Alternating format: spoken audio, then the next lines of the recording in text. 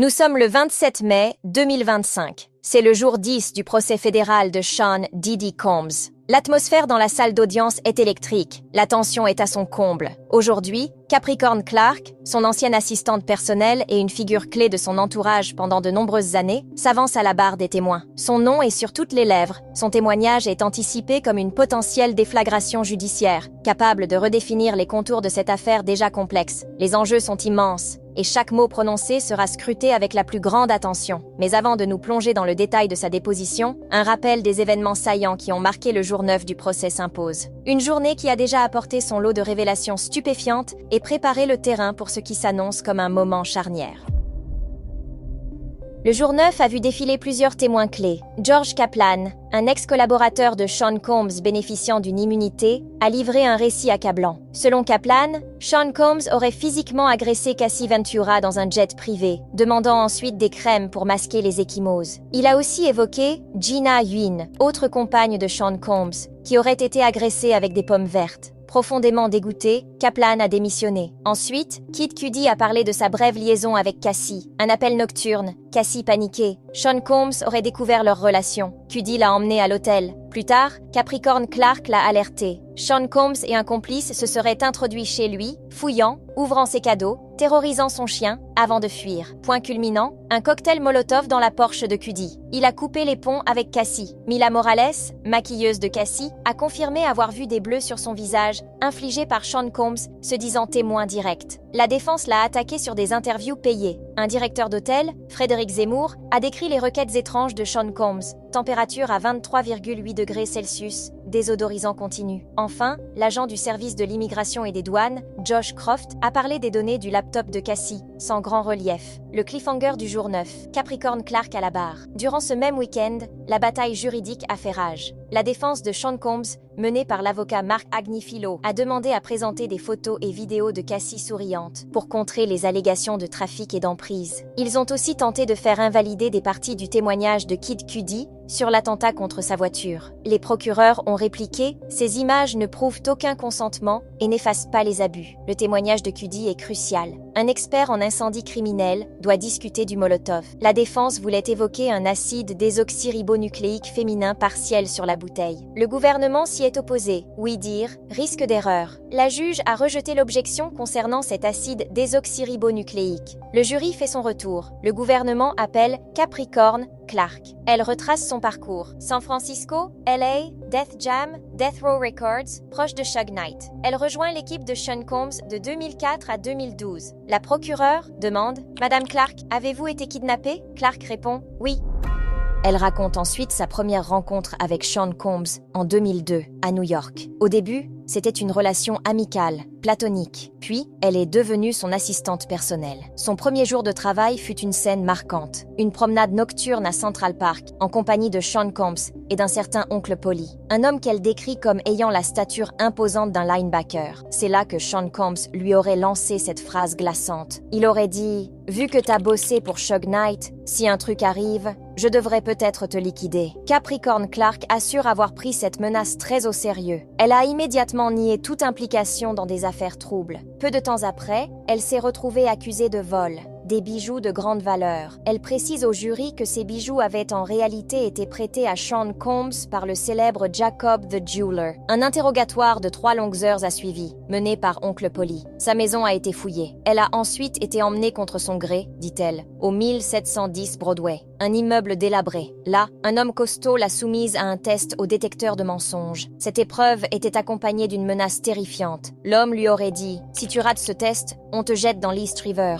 Elle était paralysée par la peur. Cette situation a duré 5 jours entiers. Elle était coupée du monde extérieur. Pourquoi est-elle restée après un tel traumatisme? Elle explique « Si je partais à ce moment-là, ils auraient immédiatement pensé que c'était moi qui avais volé les bijoux. » Ses journées de travail sont alors devenues un enfer. Elle ne dormait que 2 à 4 heures par nuit. Elle était payée 55 000 $ par an. Elle affirme que 80 000 $ d'heures supplémentaires lui étaient dues. Sean Combs aurait déchiré le document officiel mentionnant cette somme. Elle évoque ensuite les fréquents séjours à l'hôtel. Elle les réservait sous les pseudonymes de Frank Black ou Frank White. Dans les sacs qu'elle préparait, il y avait systématiquement un appareil photo, une petite bouteille d'huile pour bébé et du lubrifiant. Avec Cassie Ventura, à partir de 2008, ses séjours à l'hôtel seraient devenus hebdomadaires. Capricorn Clark raconte aussi comment Sean Combs lui demandait de lui procurer de la notamment de l'ecstasy. Lors d'un séjour dans le sud de la France, il lui aurait demandé de la. Elle affirme avoir refusé catégoriquement au début. Elle a expliqué que sa propre mère était décédée des suites de son addiction à cette. Sean Combs aurait insisté, prétendant « Ce n'est pas pour moi ». Elle a fini par céder et en a trouvé par l'intermédiaire d'un garde du corps espagnol. Selon ses dires, Sean Combs se procurait également des médicaments sur ordonnance. Ces ordonnances étaient établies à son nom à elle, Capricorn Clark. Concernant l'argent liquide, elle parle de 100 000 € ramenés en espèces d'Europe. Cet argent provenait des cachets de ses concerts en club. La violence est un autre thème sombre de son témoignage. Capricorn Clark dépeint un Sean Combs colérique et souvent violent avec son personnel. Il aurait eu l'habitude de jeter des téléphones. Un été, en 2006, il s'est énervé contre elle à cause d'un retard. Sean Combs lui aurait dit « Ton problème, c'est que tu veux avoir une vie et tu ne peux pas avoir ça ici. » Il l'aurait ensuite violemment bousculé. Il lui aurait crié « Si tu détestes ici, fous le camp de ma maison. » Sa voix tremble en relatant cet épisode. Elle a quitté son poste après cet incident, mais elle est revenue plus tard, comme directrice de marque globale. Sean Combs aurait été impressionné par son travail précédent. Son nouveau rôle était de gérer l'image de Cassie Ventura. Mais Sean Combs, insiste-t-elle, gardait l'approbation finale sur absolument tout. Elle apprend un jour la liaison secrète de Cassie avec Kid Cudi. Elle décide de l'aider. Elle lui achète un téléphone prépayé. Elle lui conseille « Tu ne peux pas faire ça sur ton téléphone bad boy ». Puis survient le matin du 22 décembre 2011, vers 5h30. On tambourine violemment à sa porte. C'est Puff, Sean Combs, furieux, une arme à la main. Il lui crie « Pourquoi tu ne m'as pas dit qui est Scott? On va liquider ce type !» Il la force à l'accompagner chez Cudi. L'arme était posée sur ses genoux dans l'escalade, conduit par le garde du corps. Pendant que Sean Combs et le garde entrent chez Cudi, Capricorn Clark appelle discrètement Cassie. Elle modifie le nom de Cudi dans son répertoire téléphonique. Sean Combs revient, lui prend son téléphone et voit l'appel. Au même moment, Kid Cudi arrive en voiture. Sean Combs s'exclame « Voilà ce type ». Ils démarrent en trombe, le poursuivent et croisent une voiture de police. Sean Combs lui ordonne alors d'appeler Cassie. Il lui dit de lui dire qu'il la tient en otage. Puis, il lui ordonne de convaincre Cudi de ne rien dire à la police. Il retourne chez Cudi. Là, elle décrit une scène de violence. Sean Combs rouant Cassie de coups, alors qu'elle était en position fétale. Il l'aurait traînée à coups de pied dans la rue. Cassie pleurait en silence. Capricorn Clark était à 1,50 m. Sean Combs l'a menacé. Il lui a dit « Si tu t'interposes, je te défonce ». Le garde du corps est resté impassible. Clark a appelé D-Rock, un proche de Sean Combs, puis Polly. En vain. Sean Combs lui a crié de ficher le camp. Elle est partie à pied. Elle a appelé la mère de Cassie. Elle lui a dit « Il est en train de démolir ta fille. Appelle la police ». Pourquoi n'a-t-elle pas appelé la police elle-même? Elle explique « La mission du jour, ordonnée par Sean Combs, était Kid Cudi. Il ne fallait pas impliquer la police. » Elle raconte que Sean Combs l'a menacé ensuite de nombreuses fois. Il lui aurait dit « Je devrais te liquider et lui taillader le visage » en parlant de Cassie. Elle estime qu'il l'a menacée ainsi une 50aine de fois.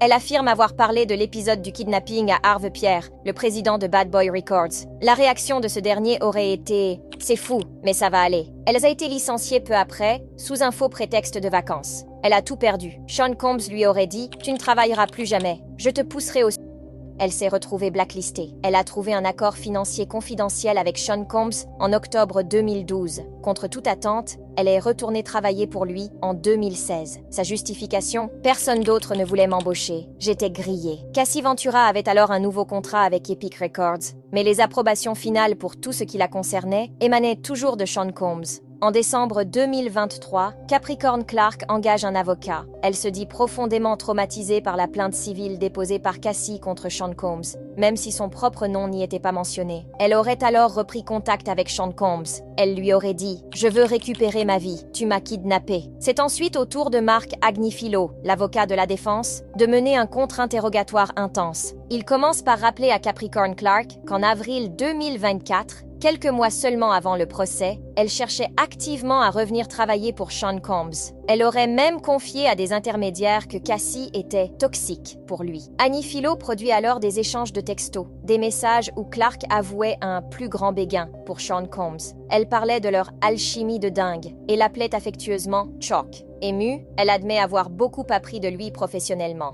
Elle dit « Il a brisé ce plafond de verre pour nous, les Noirs, dans le business. » Les larmes aux yeux, elle souffle. C'est compliqué. Le juge ordonne une courte pause. Pendant cette interruption, on apprend que le juge a confirmé sa décision. L'objection du gouvernement concernant les questions sur l'acide désoxyribonucléique est rejetée. L'accusation informe également la Cour que le procès pourrait durer 5 semaines au lieu des 6 initialement prévus. Le jury revient dans la salle. Mark Agnifilo reprend son contre-interrogatoire. Il interroge Clark sur son opinion du talent de Cassie. Elle répond « Très belle, oui, mais pas talentueuse, comme pouvaient l'être Whitney Houston ou Mariah Carey. » Elle ajoute « C'était plus une musicienne de studio. »